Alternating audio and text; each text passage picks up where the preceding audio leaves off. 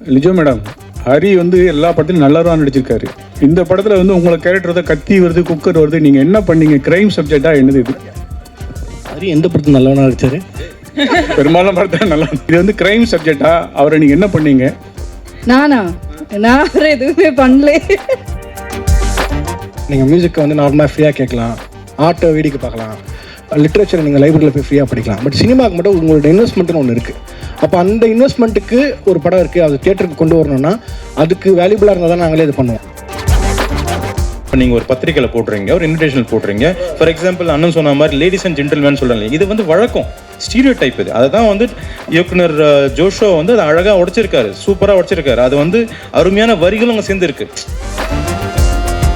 ஏன் ஜென்டில் அப்படின்னு நான் சொல்கிறனாலே, நீங்கள் பெண் என்பவள் மென்மையானவள், அழகானவள், அப்புறம் வந்து பியூட்டிஃபுல் உமன் தான் சொல்கிறோம். ஆனால் அவங்களுக்கு நம்ம ஜென்டில் சொல்ல மாட்டோம். ஆண் என்பவன் வீரமானவன், கம்பீரமானவன் சொல்கிறோம். ஆனால் அவங்களுக்கு ஜென்டில்ன்ற வைக்கிறோம்ல. தொடரும் ஒரு பட்டு பாரம்பரியம். ராஜ்மஹால் மதுரை. டேஸ்ல இந்த படத்தை எடுக்கணும்னு ஏன் தோணுச்சு? அதுவும் ஒரு ஸ்டீரியோ டைப் பிரேக் பண்றதுக்காக இல்ல? அப்படிலாம் இல்லவே இல்லை. நான் ஷெட்யூல் போட்டது வந்து 30 days தான் போட்டேன். பட் ஒரு படம்ன்றது டீம் ஒர்க் தானே. எனக்கு தெரியாது நான் சீக்கிரமா ஒரு 2-3 டேக்ல ஓகே ஆயிடும்லாம். ஸோ அப்படி பண்ணும்போது என்னோட ஆக்டர்ஸ் எல்லாமே சப்போர்ட் இருந்துச்சு. டெக்னீஷியன்ஸ் குறிப்பாக கேமராமேனாக இருக்கும். மெயினாக ஒரு படத்தோட செட்டில் இருக்கிறது கேமராமேன் டீம் தான். டைரக்ஷன் டீம் 4 பேர் தான் இருப்பாங்க, கேமராமேன் டீம் தான் லைட்மேன் எல்லாருமே. ஸோ எனக்கு கேமராமேன் ரொம்ப சப்போர்ட்டாக இருந்ததுனால அது பாசிபிள் ஆச்சு. அது வந்து திட்டமிட்டு பண்ணணும்லாம் கிடையாது. அப்படி எனக்கு தெரிஞ்சு யாராலுமே பண்ண முடியாது. எந்த படமாக இருந்தாலும் ஒரு இந்த டேஸில் முடிக்கணும்னு நினச்சா அது முன்ன பண்ண தான் ஆகுமே தவிர இவ்வளோ டிராஸ்டிக்காக பாதியெல்லாம் முடியாது. எனக்கு அப்படி நடந்தது வந்து என்னோட டீமோட சப்போர்ட் தான். ஆக்டர்ஸ் எல்லாருமே கூட. ஏன்னா நான் கண்டினியூஸாக ஷூட் பண்ணேன். நான் லஞ்ச் பிரேக்லாம் விட்டவே இல்லை. இவங்கெல்லாம் நான் சாப்பிடவே இல்லை, ரொம்ப டார்ச்சர் பண்ணியிருக்கேன். ஸோ யாருமே அப்படி கோச்சிக்கவே இல்லை. ஸோ என்ன நீங்கள் இப்படி கண்டினியூஸாக ஷூட் பண்ணுறீங்கன்னா யாருமே கேட்கல. எல்லாரும் ரொம்ப நம்பினாங்க. ஸோ அதனால் அது பாசிபிள் ஆச்சு. அது வந்து இல்லை அந்த மாதிரிலாம் எனக்கு நான் பிளான் பண்ணி எனக்கு என்ன எடுக்கணும்னு எப்பவுமே தெரியும். அது மட்டும் தான் நான் ஷூட் பண்ணுவேன். வேறு யாருன்னா எக்ஸ்ட்ரா எடுத்துக்கணும் கூட எடுக்க மாட்டேன். அது எனக்கு பழக்கம். ஸோ அப்படின்னும் போது என்ன நம்பினாங்க எல்லாருமே. ஆக்சுவலாக நான் இதுதான் ஓகே அப்படின்னா அதை நான் ஃபஸ்ட்டு ஒரு டேரக்டர் ட்ரஸ்ட் பண்ணணும்ல, கேமராமேன் ட்ரஸ்ட், டீமே ட்ரஸ்ட் பண்ணணும். ஏன்னா படத்தை நான் எழுதியிருக்கிறத வந்து நான் என்னோட இமேஜினேஷன் ஒன்று இருக்கும்ல, அதுதான் நான் எடுக்கிறேன்றதை கூட இருக்கவங்க முதல்ல நம்பணும். அதை நம்பாத போது தான் நமக்கு சிக்கல்கள் வரும். எனக்கு இதில் எல்லாரும் நம்பிட்டாங்க, அதனால ரொம்ப ஈஸியாக இருந்துச்சுன்னு நினைக்கிறேன். டைரக்டர் சார், ஜெயிச்சவருக்கு வணக்கண்ணா சார். இப்போ பெண் சுதந்திரம் அப்படின்னு சொல்லிட்டு தான் இந்த படத்தை எடுத்திருக்கீங்க. ஏற்கனவே லிஜோ வந்து இன்னொரு படம் நடிச்சிருந்தாங்க, காதல் என்பது பொது உடைமை அப்படின்னு சொல்லிட்டு. கிட்டத்தட்ட அதே வந்து பெண் சுதந்திரம் அப்படின்னு தான் சொன்னாங்க. பட் இந்த படத்துல நீங்க வந்து 2 பெண்களுக்கு இடையில உள்ள ஒரு பிரச்சனையை தான் நீங்க காரணம் பண்ணிருக்கீங்க. ட்ரெய்லர் பார்த்தா அப்படி தெரியுது. நீ என் புருஷனை கேட்க வந்தியா அப்படின்ற மாதிரி தான் கேட்கறாங்க, ஒரு டைலாக் வருது. நீங்க இந்த பெண் சுதந்திரம்ன்றதை வந்து எந்த வகையில வரையறுக்கிறீங்க? அதுவும் இல்லாம இப்போ அமெரிக்காவில இருந்து நிறைய இந்தியர்களை வந்து வெளியேற்றினாங்க. நிறைய ஆண்கள் தான் வந்தாங்க. அவங்களுக்கு கையில விலங்கு காலில் விலங்கு போட்டு கொண்டு வந்தாங்க. அது எந்த வகையில பாக்குறீங்க? அது ஒரு சுதந்திரமா? இல்ல இந்தியா வந்து சுதந்திரமா தான் இருக்கு, போர் விமானத்துல கொண்டு வந்து இங்க இந்தியாவில் இறக்குனாங்க. இதை பத்தி எல்லாம் அவங்களோட கருத்து ஏதாவது கொஞ்சம் சொல்ல முடியுமா? அண்ணா, கையில விலங்கு வந்து ஆணுக்கு போட்டாலும் தப்பு தான், எந்த மனிதருக்குமே போட்டாலும் தப்பு தான். அது ஒண்ணு. இது குறிப்பா இது பெண்ணிய படமே இல்லை. ஆக்சுவலா இது வந்து நான் ஒரு ஆணா இருக்கிறதுனால குறிப்பா இது பெண்ணிய படம் இல்லை. பெண் விடுதலை என்பது எல்லாருக்குமானது தான். ஸோ வந்து பெண் விடுதலை பற்றி இந்த படம் பேசல. நான் கண்டிப்பாக பெண் விடுதலை என்பது பெண்ணுக்கானது, அது ஒரு பெண்ணை பெற்றுக்கொள்வாள். நான் ஒரு ஆணா அதை பற்றி பேசணுன்ற அவசியம் இல்லைன்னு நினைக்கிறேன்.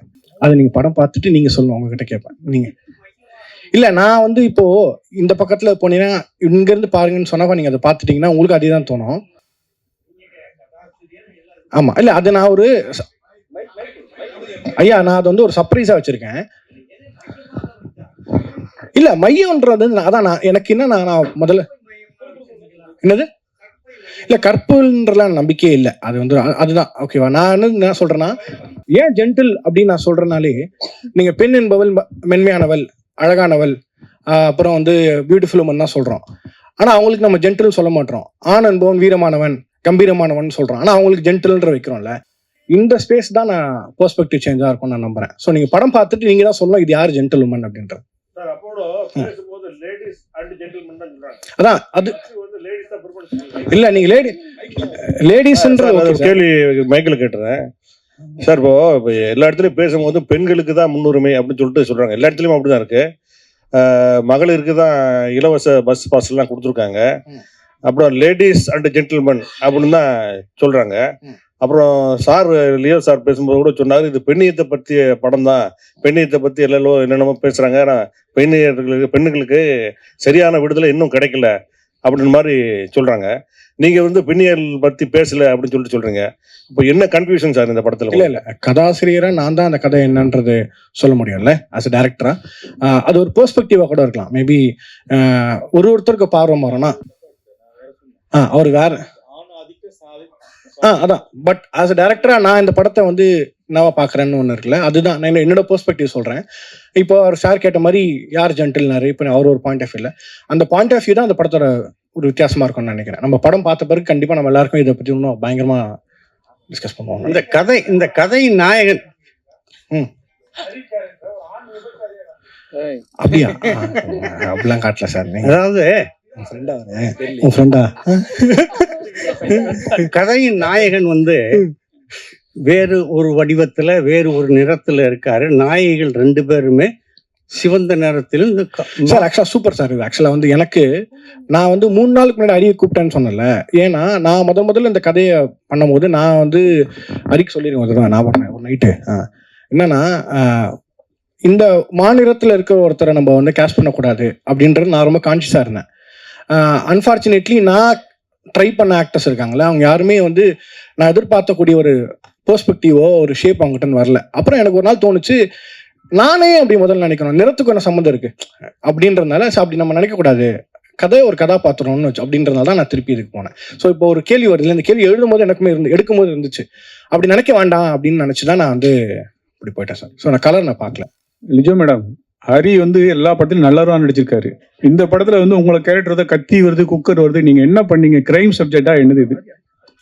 ஹரி எந்த படத்துல நல்லவனா நடிச்சாரு? பெரும்பாலும் படத்துல நல்லா. இது வந்து கிரைம் சப்ஜெக்டா, அவரை நீங்க என்ன பண்ணீங்க? நான் அவரை எதுவுமே பண்ணல. இல்ல இது ஒரு கிரைம் சப்ஜெக்ட் எல்லாம் இல்ல. நான் இங்க எல்லாரும் முன்னாடியே பேசின மாதிரி நிறைய விஷயங்கள்ல நிறைய பேரோட பெர்ஸ்பெக்டிவ்ஸை சேஞ்ச் பண்ற மாதிரி ஒரு படம். பட் இது த்ரில்லர் சப்ஜெக்டே இல்ல. நீங்க படம் பார்த்துட்டு நீங்க சொல்லுங்க இது என்ன ஜானர்ல வேற படம். டைரக்டர் சார், இன்னொரு கேள்வி. அதாவது பெரும்பாலும் படங்கள் வந்து தமிழ் படங்கள் வந்து வெளிநாட்டு படங்களை தழுவித்தான் எடுக்கிறாங்க அப்படிங்கிற ஒரு குற்றச்சாட்டு இருக்கு. இது வந்து பாத்தீங்கன்னா ஒரு மென்மையான ஒரு சோகம் இதுல படர்ந்திருக்க மாதிரி தெரியுது இந்த படத்துல.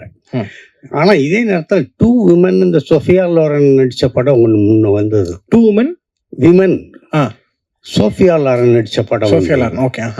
அது வந்து 2 பெண்களை பற்றியதுதான், அம்மா மகளை பற்றியதுதான்.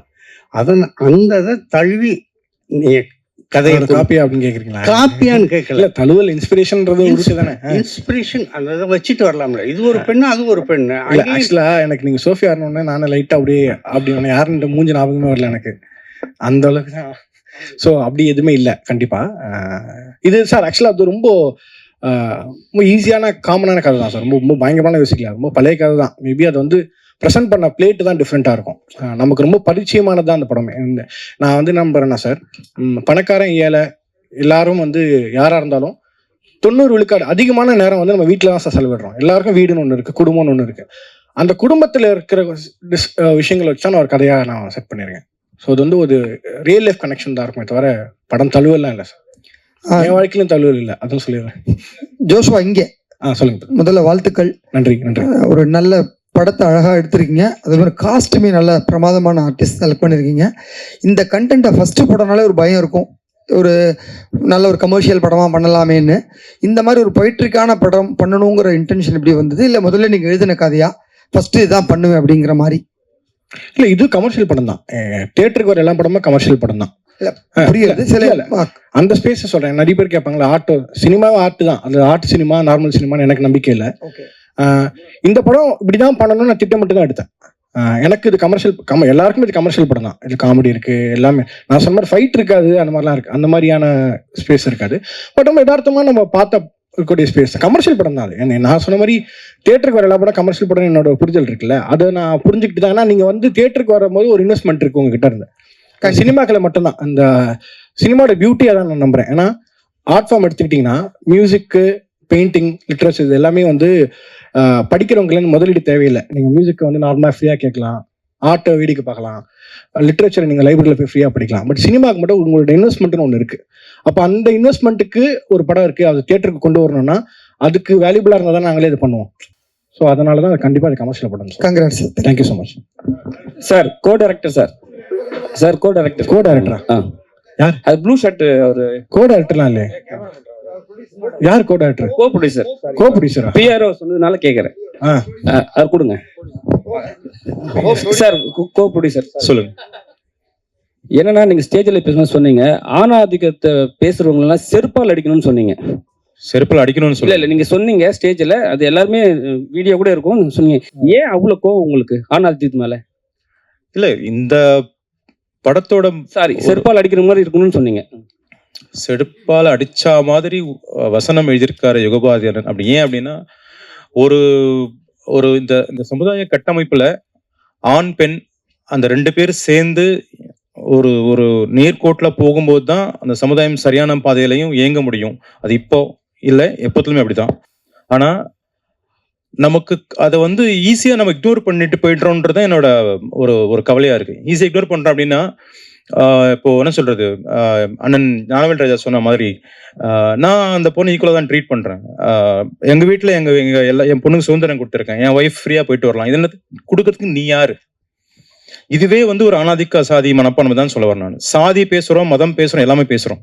ஆனா ஆணாதிக்கம் அப்படின்றது இந்த இடத்துல ஒரு சொன்ன மாதிரி ஆக்ட்ரஸ்ன்ற பேரை யூஸ் பண்ணுவோம், ஹீரோயினின்ற பேரை யூஸ் பண்ணுவாங்க. ஆக்சுவலா ஹீரோயின்றவங்க சொல்லுவாங்க, ஆர்டிஸ்ட், காமன் ஆர்டிஸ்ட். அந்த சாதி அந்த அந்த ஆதிக்க மனப்பான்மை தான் வந்து ஒழிக்கணும்னு சொல்றோம். நான் இல்லையேன்னு சொல்லிட்டு நீங்களே நம்ம சொல்லிக்கலாம். ஆக்சுவலா ஒவ்வொருத்தரும் சொல்லிக்கலாம். நான் அப்படி கிடையாதுங்க. ஒரு லேடி வந்தாங்கன்னா நான் சீட்ல உட்காந்துன்னா உடனே நான் சீட்டை கொடுத்துருவேன், என் சீட் நான் கொடுத்துருவேன் அப்படின்னு சொல்றாங்க பாத்தீங்களா? அது மாதிரி மனசு எல்லாருமே எனக்கு ஏற்கனவே உரித்தானது தான் வந்து இந்த சமுதாயத்துல இருக்கு, அதை தான் நான் கொடுக்குறேன்னு சொல்றேன் பாத்தீங்களா? அது தப்புன்னு சொல்ல வரேன் நான். இது வந்து எல்லாருக்குமான சமமான உலகம். அந்த உலகத்துல irrespective ஆஃப் ரிலிஜன், மதம், இனம், சாதி எல்லாத்தையும் சார்ந்து இருக்கிற அந்த சமுதாயத்துல எல்லாருமே பெண்ணை வந்து ஆணுக்கு கீழே தான் பாக்குறாங்க, பலவீனமா பாக்குறாங்க. சார் இப்ப தமிழ்நாட்டுல இருந்து எல்லா நாட்டிலயும் சரி பெண்ணை வந்து கீழே தான் பாக்குறாங்கன்னு சொல்றீங்க. ஆனா நம்ம ஒரு விஷயம், நம்ம மேரேஜ் ஆயிட்ட பிறகு ஃபர்ஸ்ட் என்ன போடுறோம், இவரோட மனைவியின் பெயரா. இப்ப என் பேர் வந்து மோகன்ராஜ். இப்ப நம்ம எழுதும் போது ஐயா நான் சமுதாயத்துல நீங்க ஃபார்மாலிட்டிக்கு போறத நான் சொல்ல வரல. நல்லா சார் இது ஃபார்மாலிட்டி கிடையாது சார், இது ஃபார்மாலிட்டி கிடையாது. இது சரிங்களா? பெண்ணை வந்து நம்ம முன்னிலைப்படுத்திக்கிறோம். நம்ம இப்ப கூட பண்ணிட்டு தான் இருக்கும். ஆனா சில விஷயத்துல சில தவறு நடக்கத்தான் செய்யுது. அதை வந்து நீங்க வந்து ஃபார்மாலிட்டி சொல்லவே கூடாது இல்ல சார்? இல்ல என்னோட பாயிண்ட் ஆஃப் சொல்றேன் நான், என்னோட பார்வையில. இப்ப நீங்க ஒரு பத்திரிகையில போடுறீங்க, ஒரு இன்விடேஷன் போடுறீங்க. ஃபார் எக்ஸாம்பிள் அண்ணன் சொன்ன மாதிரி லேடிஸ் அண்ட் ஜென்டில்மேன் சொல்றாங்க, இது வந்து வழக்கம், ஸ்டீரியோ டைப். இது அதான் வந்து இயக்குனர் ஜோஷோ வந்து அதை அழகா உடைச்சிருக்காரு, சூப்பரா உடைச்சிருக்காரு. அது வந்து அருமையான வரிகளும் அங்க சேர்ந்து இருக்கு. ஓகேங்களா? நீங்க படம் பார்க்கும்போது தெரியும் உங்களுக்கு. ஆக்சுவலி இப்ப நம்ம சொன்னது என்னன்னா, அந்த கோர் தீம் என்ன சொல்ல வரோம் அப்படின்னா, ஒரு ஆம்பளை என்ன வேணா பண்ணலாம், ஒரு ஆம்பளை என்ன வேணா பண்ணிட்டு அதை சாதிக்கலாம், அதை வந்து நல்லதுன்னு சொல்லலாம், இல்ல அதை வந்து ஜஸ்டிஃபை பண்ணலாம். ஓகேங்களா? அதை ஏத்துக்கிற சமுதாயம் தான் நம்ம இருக்கோம், அதுதான் இருக்கணும்ன்றதான் சொல்ல வராங்க ஆக்சுவலா. சோ அதை நீங்க படம் பார்க்கும்போது உங்களுக்கு முழுசா புரியும். டேரக்டர் சார் கொடுங்க. டேரக்டர் சார் நீங்க படத்துல வந்து நீங்க சொல்லிருக்கீங்க, அந்த சாங்ஸ் ஒன்று காட்டியிருக்கீங்க, கண்ணாடியை உடைச்சிட்டு அந்த பெண் வந்து பொட்டு தாலி எல்லாம் எடுக்கிறாங்கன்ட்டு. ஆனா தமிழ்நாட்டுல பொறுத்த வரைக்கும் நம்ம தாலிக்கு பெரிய முக்கியத்துவம் கொடுப்போம். சரிங்களா? பெண்கள்னாவே தாலி, குடும்பத்து பெண்கள்னாவே அந்த விஷயத்த வந்து மறக்கவே மாட்டாங்க யாருமே. சரிங்களா? நீங்க வந்து ஒரு விஷயத்த உடைச்சிருக்கீங்க. இது தமிழ்நாட்டுல எந்த வித சாத்தியம் இல்லைண்ணா. ஆக்சுவலாக வந்து நீங்கள் சொல்கிறீங்களே தமிழ்நாட்டில் அப்படி, அது வந்து நம்ம எல்லா மக்களோட கருத்தாக நான் சொல்ல முடியாதுல்ல. என்னோட கற்பனையாக நான் அது ஒரு கதை வச்சுருக்கேன். படத்தில் வரும்போது அது கோர்வையாக வரும்போது உங்களுக்கு புரிஞ்சிடும். ஒட்டுமொத்த மக்கள், தமிழ்நாட்டு மக்களோட பிரதிநிதியை நம்ம என்னையும் நான் சொல்ல முடியாது, உங்களையும் சொல்ல முடியாது. அது உங்களோட ஒரு கொஸ்டினாக வைக்கிறீங்க. இது சினிமான்றதுனால நம்ம படத்தை பார்த்துட்டோன்னா அது ஒன்றும் கிளியராக டிஸ்கஸ் பண்ண முடியும் நான் நம்புறேன். எல்லா படமே வந்து நல்லா இருக்கு ஒரு படம் அப்படின்றது வந்து ஊடகத்து மூலியமா, பத்திரிகை மூலியமா தான் நம்ம தெரிஞ்சுப்போம். அப்படி இருக்க சூழல்ல நான் அந்த மாதிரி இதெல்லாம் நல்ல படம் தேடி பார்த்து படிச்சதெல்லாம் ஊடகத்தின் மூலியமா தான். இன்னைக்கு நான் ஒரு இயக்குனராக வந்திருக்கேன். கண்டிப்பா ஏன் படத்தையும் அது மாதிரி மக்கள்கிட்ட இப்போ கொண்டு சேர்க்கும்போது இன்னொருத்தரும் வருவதற்கான சூழல் உருவாகும். அதை பத்திரிகை நண்பர்கள், ஊடக நண்பர்கள் செய்யணும்னு ரொம்ப தாழ்மையுடன் கேட்டுக்கொள்கிறேன். நன்றி. தொட்டு தொடரும் ஒரு பட்டு பாரம்பரியம். ராஜ்மஹால் மதுரை.